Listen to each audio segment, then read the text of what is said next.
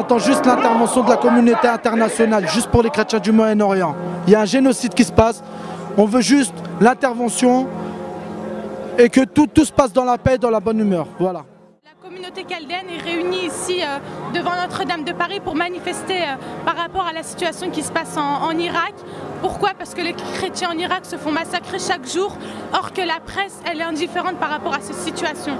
Voilà, donc on trouve ça inadmissible parce que les journalistes ils oublient les chrétiens d'Irak, les chrétiens ils meurent en silence et ça c'est pas tolérable.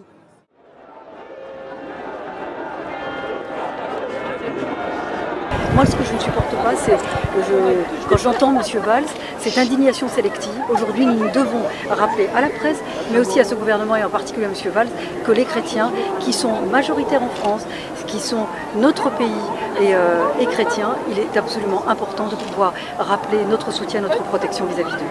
Nous ne pouvons pas être complices, notre silence, leur silence, on ne peut pas être complice de ce crime contre l'humanité. Et là, ce qui se passe en Irak, c'est carrément de l'épuration.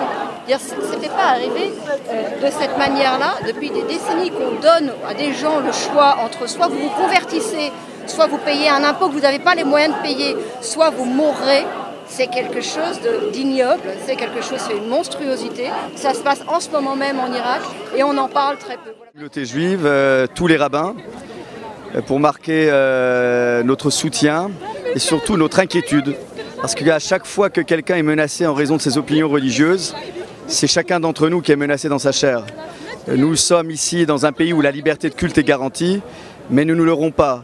Si nous ne sommes pas capables d'ici de faire respecter la liberté de culte ailleurs, eh bien, nous avons toutes les raisons de nous inquiéter quant à notre manière ici aussi d'adorer le même Dieu, d'exercer nos libertés de culte. Il est inconcevable qu'à Mossoul ou ailleurs, on puisse stigmatiser, désigner une personne, un foyer, une maison, en raison de ses opinions religieuses. La présence de NKM, de Rachida Dati, bon, peut paraître surprenante. Maintenant, toute personne, qu'elle soit de gauche ou même d'ailleurs, peut être scandalisée par la situation ou l'ampleur de ce que vivent les chrétiens d'Irak à l'heure actuelle. Et on peut envisager qu'il y ait une sincérité chez ces gens-là à se trouver présents ici. Il faudra que les prises de position se transforment en actes et qu'il n'y ait pas, s'il y avait des nécessités électoralistes par la suite, qu'elles renient cet engagement et les paroles qu'elles ont tenues et les positions qu'elles ont prises aujourd'hui.